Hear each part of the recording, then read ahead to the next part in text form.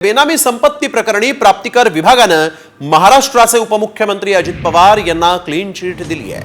तरीही सिंचन घोटाळा आणि सहकारी बँक घोटाळ्या प्रकरणी ईडीचा तपास सुरूच राहणार असल्याची माहिती सूत्रांनी दिली आणि त्यामुळे अजित पवारांची ईडीची पीडा कायम असल्याचं दिसतंय। पाहूयात हा एक विशेष रिपोर्ट। दादांमागे ईडी पीडा सुरूच। अजितदादांची ईडी चौकशी सुरूच। दादांवर ईडीची टांगती तलवार।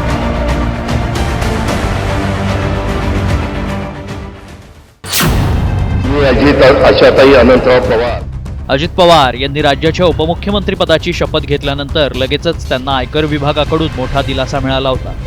आयकर विभागाकडून त्यांची जप्त केलेली जवळपास 1000 कोटींची मालमत्ता मुक्त करण्यात आली होती। याबाबतचे आदेश दिल्ली ट्रिब्युनल कोर्टानं आयकर विभागाला दिले होते। अजित पवारांना या निर्णयामुळे मोठा दिलासा मिळाला होता। तर दुसरीकडे राज्यातील राजकारण तापलं होतं। विरोधकांनी जे भाजपबरोबर जातात त्यांना ईडी आणि आयकर विभागाकडून क्लीन चिट दिली जाते असा आरोप करण्यात आला। मात्र आयकर विभागाकडून दिलासा मिळालेल्या अजितदादांच्या मागे ईडीचा फेरा कायम असल्याची माहिती समोर आली।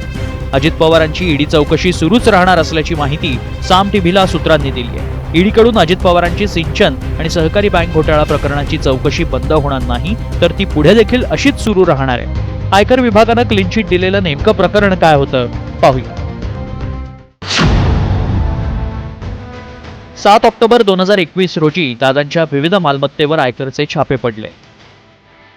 कुटुंबियांशी कथितपणे संबंधित असलेली अंदाजे 1000 कोटींची संपत्ती जप्त करण्यात आली। मुंबईतील नरिमन पॉइंटमधील निर्मल टॉवरसह 5 मालमत्तांवर टाच आणण्यात आली। दादांशी संलग्नित एक साखर कारखाना आणि एक रिसॉर्टही जप्त करण्यात आलं होतं। अजित पवारांना अद्याप क्लोजर रिपोर्ट मिळालेला नाही। त्यामुळे दादांमागील ईडीचा त्रास कमी झालेला नाही। शिवाय या प्रकरणी ईडीकडून अजित पवारांना क्लोजर रिपोर्ट मिळाला नसल्याची माहिती देखील सूत्रांनी दिली आहे। शिवाय आयकर विभागानं दिलासा दिलेल्या अजितदादांवर ईडीच्या चौकशीची टांगती तलवार कायम असल्याचंच पाहायला मिळतंय। ब्युरो रिपोर्ट, साम टीव्ही।